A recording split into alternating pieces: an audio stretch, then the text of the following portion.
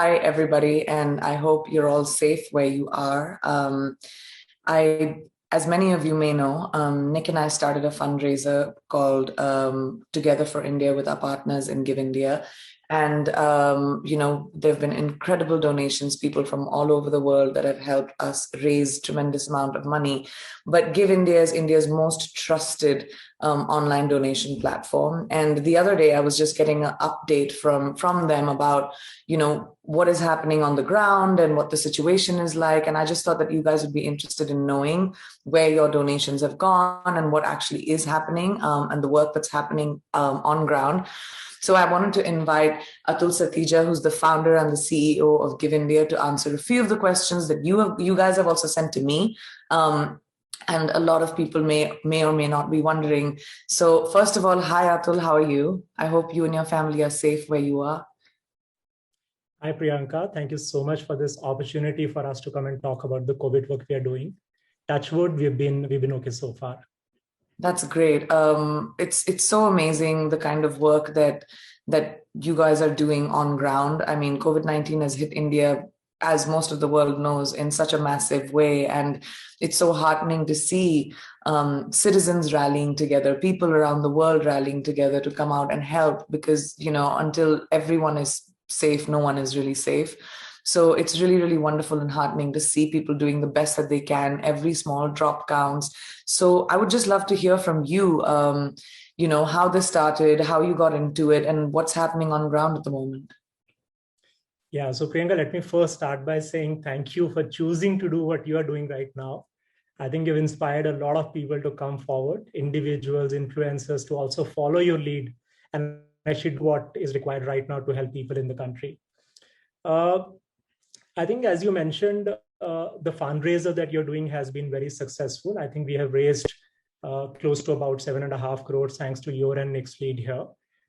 We have been able to procure about 500 oxygen concentrators, about 422 oxygen cylinders, and the money is also helping us support 10 vaccination centers for about 2 months. And that will help another 6,000 people to get vaccinated. So we identified early on that, among all the things that we need in the healthcare infrastructure, what we need most is the oxygen supply. So a lot of the funds from your campaign have been deployed to make the maximum impact in that area. So just to understand for people and for me, what is the process with which, Give India identifies the need that is on the ground, and then how does your distribution structure work? So Priyanka, over the last 21 years, we built a very large network of trusted partners on the ground. We have 2,000 nonprofits that we work with on the ground, day in, day out. So whenever something like this happens that triggers a need for a response, we start getting inputs from our nonprofit partners on what do they need on the ground. We also talk to charitable hospitals, government authorities based on. So when we started receiving requests from them, we realized that a lot of the need is on the medical side to start with. One very specific example is we have this charitable hospital in Mount Abu in Rajasthan. Distances are very long there, right? So they wanted about 27 to 30 oxygen concentrators there. So with your money, the minute we got the first material landed in Delhi, we were able to ship 25 concentrators to them. And we have patients really using them there on the ground right now. That's amazing to hear, and makes me feel like, sitting away from India, it's such a helpless feeling. And I think for most people who are, concerned about the country, have family. I mean, I don't think I know anyone who's not been touched by COVID in India specifically right now. So the need is so dire, and it's really reassuring to hear that, you have your ear to the ground. But a question that I usually get is the actual disbursement of the funds. Like when the funds are raised, how do you distribute them? Where do they go? How does that happen? How long does it take? Like just the process for people to feel reassured that when they're actually making donations, that their donations are reaching the right people. Just to understand who it goes to, how you decide, how long does it take from the time someone makes a donation, etc. Yeah. So Brika, in the cases of where the disbursement is a cash grant to the nonprofit, the process is very straightforward. The minute we get the money in our bank account, we basically are able to, with a 3 to 4 day lag, able to release money to the nonprofit. We have a steering committee Based on the needs that we get on the ground, from the ground, our team verifies that need. Once we have a verified need, we table it to a steering committee that's an independent body to approve the proposal. Once we get their approval, we release the money. So that's about a 2 to 3 day, 4 day delay. In cases where we have to give material like oxygen concentrators, cylinders, or stuff like that, what we do is once we have the money, we already have the need and we already have the vendors identified. The minute we get the money, we are able to make a purchase order on those pre-verified vendors. And the minute we are able to get the material, we straight away move the material from the airports, or if it is within the country, from the plant straight away to the non-profit partners or hospitals, as the case may be. And that process is mostly the long pole there is the manufacturing and the material availability. In the case of concentrators, it sometimes takes a couple of weeks because they are being imported. Or in case of plants, it takes 3 weeks or 4 weeks as well. But if it is cylinders within the country, that's like a 48 hours, 72 hours kind of delay. I can't believe we're actually sitting here, Atul, and having conversations like this. Just for people watching, just to understand, how did we get here? Like how did we get here, and how long do you think, just because your ear is to the ground, how long do you think it'll take for us to be able to, for this curve to at least be curtailed with the numbers that are right now? It's a very difficult one to comment on, Priyanka, because so many medical experts are looking at it. Governments are trying to sort of figure out how to fight it. And I think in the short term, the saving grace is that as fast as the number climbed up, they're also coming sharply down, at least in big cities. Unfortunately, it is actually moving towards the entire country in rural areas where we know that the healthcare infrastructure is very weak, at least compared to the cities, it's very, very weak. So the wave is traveling, and I hope it very quickly leaves and gives us time to vaccinate the country well, and we are able to reduce the damage that it's causing right now. So that's our sort of hope.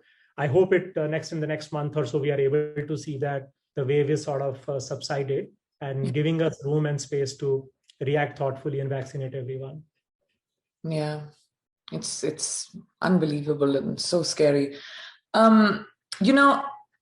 And we've talked about this before, but the ground reality is that, with the way the curve is moving, Nick and I were talking about this the other day, and we wanted to sort of extend our support to, other long-term needs like humanitarian aid. Of course, the urgent need of oxygen support and stuff we've been doing, and, the mission of getting oxygen to people is most crucial. But, like you're talking about, COVID is hitting and moving towards, rural areas, poorer communities, and to prevent people from starving and, with not having jobs and not having food.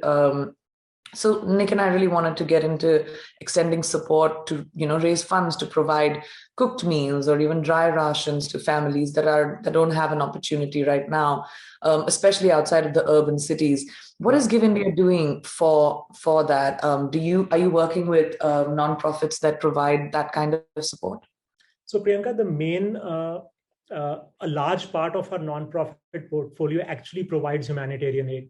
Last year, we closely supported about 2.5 lakh people with cash relief, and a very large number of people, 50 lakh plus people, we provided food and dry rations last year. This year also, the reality is actually equally bad, if not worse. We work in communities in Jharkhand with tribal families, and we saw that their income levels came down, Priyanka, from 750 rupees or so a week to about 150 rupees a week now. So imagine when you're living at the margin and 75% of your income disappears. There was a study from Azim Premji University recently that said COVID-19 is pushing about 230 million people back in poverty, more in urban than in rural, but still the percentages are very, very high. So it has had a very, very large impact on hunger, malnutrition. I mean, all the kids who were actually in schools getting midday meals, 95 million of them, they're not getting midday meals right now, which is the only source of meaningful nutrition for them. So lockdowns is also causing, more and more damage here. So what we are doing is we are already working with about 60 nonprofits, and we have disbursed a few $1 million to them, specifically for food and dry rations. Sometimes these ration kits are for a week, sometimes a fortnight, sometimes a month. And they are helping not just daily wages or migrant workers, but they're also helping municipal staff, orphanages, elderly in need, sick patients, hospices, and all the other people as well. So I think your support in this area is very timely as well. I think it'll make a real impact on the ground. I mean, look, we are here to do whatever we can. Please lean on Nick and I as your partners. And I just want to say thank you so much for taking the time, for clarifying, answering so many of our questions. And just to everybody out there, I would just say that, every donation counts. You can see where your money is going. You can see that your money is going to the right place. Right now, India really, really needs our help, whether it comes to procurement of medical equipment, oxygen cylinders, concentrators, vaccination support, food, ration. This is the time to step up. And like Atul just told us about, the stat that has come out that the pandemic has actually pushed 230 million Indians into poverty. And that has a direct impact on malnutrition and hunger, and that has a direct impact on society and the future of the country. So please feel responsible. I urge you to donate. We can help, and please know that your money is in the right hands and your money is going to people who actually need aid. So thank you to all of you who came out and donated. Thank you to all of you who have helped. And especially, Atul, to you and your team at Give India and all the NGOs that are doing such selfless God's work. I'm so grateful that we have people like you who have set up and thought about, helping the country get back onto its feet. So thank you so much for your goodness. And thank you to everyone who donated. And please continue to donate. Priyanka, thank you. And huge shout out to you as well from all of us at Give India. We're very grateful for all the support we've been getting. And I think what you've started has already become a people's movement. And what really India needs is your support now. Thank you. Of course, always. Thank you so much. Thank you, everyone. Thank you.